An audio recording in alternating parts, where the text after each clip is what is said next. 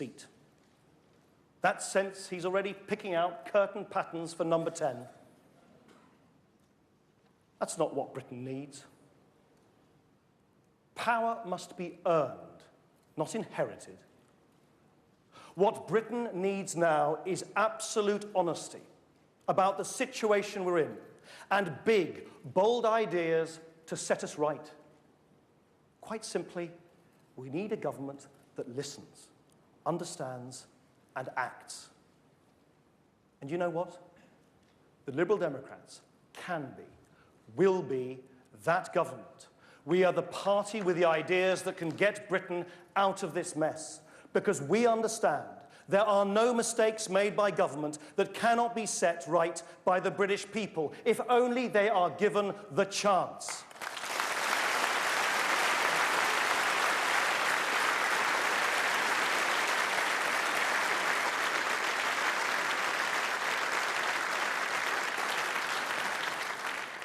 Ask yourself this. When you meet someone new, someone you don't know anything about, what do you expect? I'll tell you what I expect. My basic view of human nature is that people are born with goodness in them. Of course, people can be selfish, cruel, violent, but I believe no one starts that way. Most people, most of the time, will do the right things, not just for themselves, but for their family, their neighbors, their community. They need to be trusted to make those choices. And there is a terrible pessimism in the way Gordon Brown thinks we should all be organized from above. Our every move controlled by the great puppet master in the sky.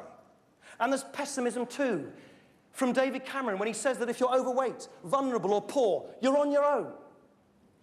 It's condescending, talking down to us, talking us down. And you know what neither of them understand? Is that if you always see the worst in people, you will never fix anything.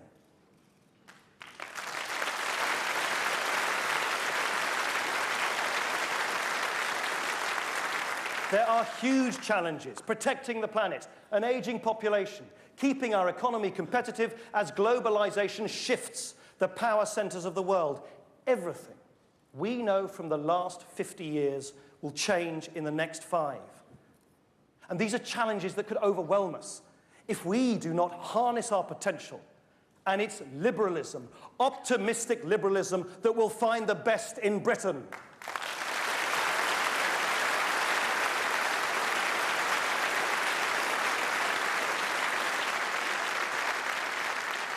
So we have to get Britain's economy up and running again. Without jobs, there's no fairness, no opportunity. So let me set out right now our fairer future economic recovery plan.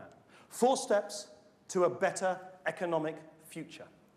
1, action to stop unjust repossessions before tens of thousands of families find themselves on the streets, guided by the one man who had the foresight to see these problems coming, with more wisdom and experience than Labour and the Conservatives combined, Vince Cable.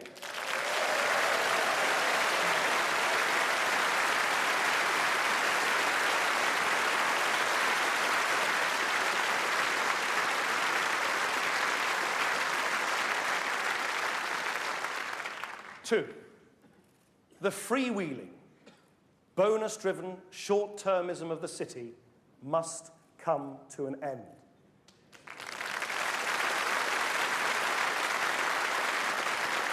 We must stop the amoral culture that sees speculators betting on banks to fail, knowing the taxpayer will pay it out in the end. And the madness of bonuses awarded no matter what. We need a wholly new approach to regulation, limiting, not encouraging, the excesses of the market. And when reckless bankers come with gold-plated begging bowls to ask for shareholders to be bailed out, our answer will be a resounding no.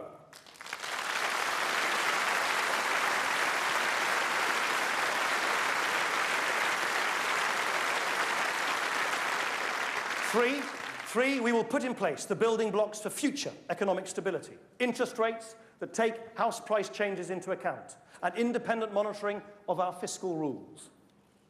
And finally, but most importantly, tax cuts for families who are struggling, to help them make ends meet and keep the wheels of the economy turning.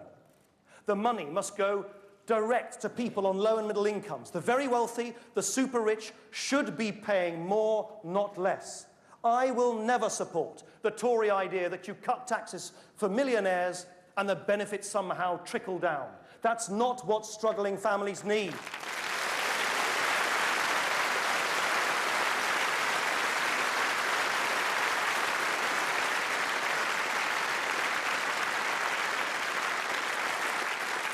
They need their money back. I was talking to a pensioner recently. She was called Joan. I could see the anxiety on her face.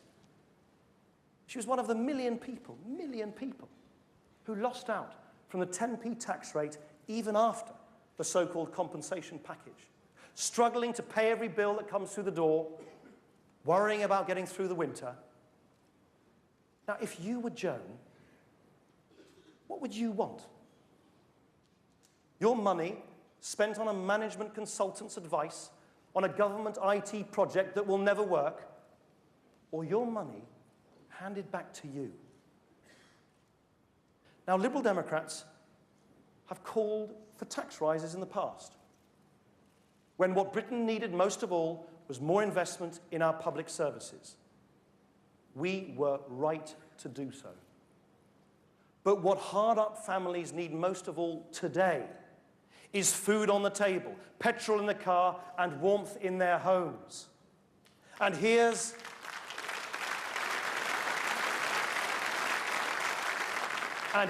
how we'll find the money to help them. We'll ensure everyone makes a fair contribution, polluters, fat cats, and non-DOMs included. Our idea is simple. Everyone pays their fair share. Under Gordon Brown, tax has become voluntary for the super rich and for giant multinational companies. And David Cameron will make it even easier for those at the top. When Northern Rock collapsed, the chief executive got what they called a golden goodbye. £30,000 tax-free as a thank you for failure. Who can explain that to Joan? Why is she paying more when the man who brought down Northern Rock is getting tax-free handouts? It's wrong, and it's got to stop.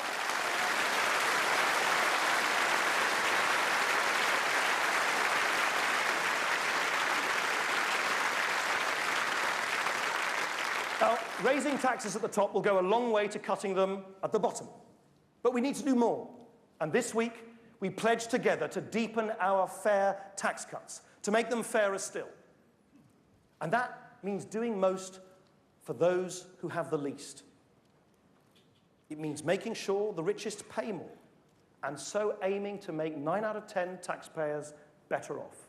I want this to be the most progressive, most redistributive tax plan ever put forward by a British political party.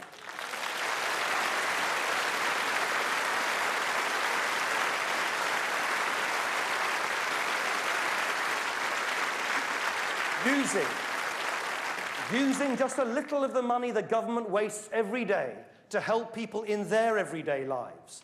That doesn't mean cutting help for the poorest, of course. It doesn't mean stopping vital investment in hospitals and schools. It just means taking a cold, hard look at all government spending and asking a basic question. Is it working? Every family in Britain is tightening their belts for the hard times ahead. It is time for government to tighten its belt too.